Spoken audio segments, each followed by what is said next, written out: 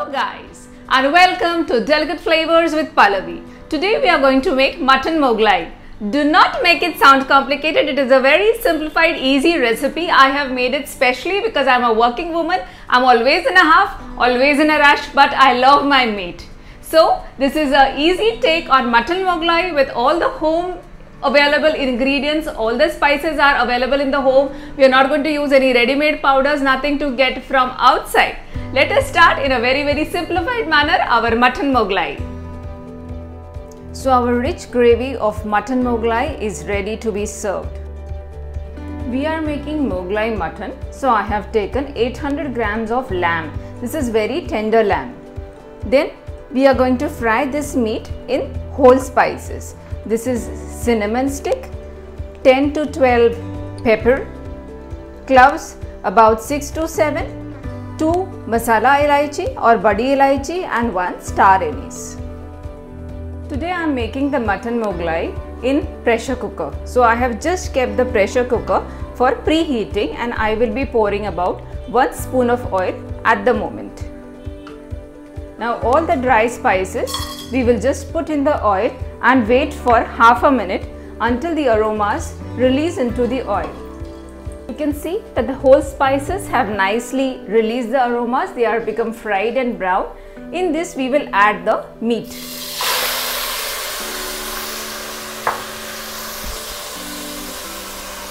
The flame is low at the moment and we will stir this meat until it loses its pink color. So it will take about 5 to 7 minutes of stirring time. We will continue to stir the meat in oil for about 5 to 7 minutes until it is nicely stirred and browned in the oil. You see here that the mutton is frying in the masalas. It has released some water too. At this point what we will do is we will add 2 big spoons of ginger garlic paste. This is store-bought ginger garlic paste. You can use crushed ginger or crushed garlic as per your choice. Just stir this all very well. The mutton is nicely cooking in the ginger garlic paste and we will allow 2 to 3 minutes of cooking time now. While the meat is getting cooked in the ginger garlic paste, what we have taken here is, this is cumin seed powder, coriander seed powder, Kashmiri red chili for color and flavor, salt to taste. This is chili powder which is really hot because this is not hot at all, and some turmeric. So all these ingredients I am going to mix dry ingredients into the curd and whisk the curd.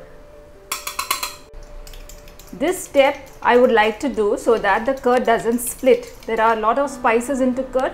So once we put the curd in the meat, the curd will not split. So mix this very well. This mixture of curd and spices is ready. For 800 grams of meat I have taken exactly 300 grams of curd. And this is browned onions which I always keep it ready in my kitchen. These are just chopped onions which are stir fried, so it saves the cooking time. If you don't have the brown onions, you can brown the onions before you are browning the meat. Now we will add this curd mixed with spices into the meat and mix it thoroughly well. I'll just give it a nice mix and allow the mutton or the meat to cook in the curd for about 10 minutes from now.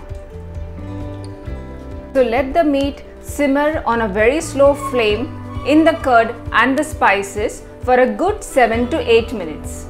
See here that the meat is started to boil along with the curd and we will allow another 5 minutes. It is 3 minutes done by now.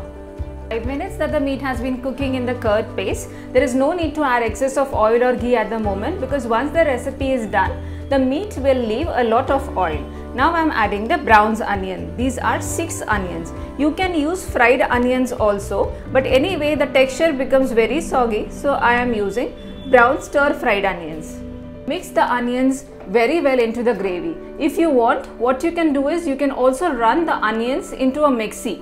But these onions are so nicely browned, they will get dissolved into the gravy. Our ingredients are added into the meat now. I will just take about 50 ml of water. This is warm water and I will pour it on the gravy. I have increased the flame so that the meat comes to a boil along with the spices, and then we will cover the lid and pressure cook for 1 whistle. This lamb is very tender, so 1 whistle is enough. But if you have a mature goat, then you need to do 2 or 3 whistles or even 4. At this point, I will lower the flame. The meat has come to a nice boil. I will cover the lid of the pressure cooker. Close it, and now let it sit here for 10 minutes or until 1 whistle. It's 12 minutes that the mutton was in the cooker. Now it is 1 whistle done because the lamb was very tender. I will just check. If the pressure is completely released, I'll take the cooker down. Let us just open and check it. Yeah, so this is how the lamb has gotten to be. I told you that there is no need to add additional oil. See, it has left so much of oil. Now we will just check if the meat is cooked. Yes, did you see? The meat is so tender. It is cooked in 1 whistle. We will plate this mutton Mughlai. So this is mutton Mughlai served. It is so rich and so creamy. Also, it has cooked in just 1 whistle. You need to just check the instructions for the lamb, how tender it is, or you need to ask the butcher or check on the packet.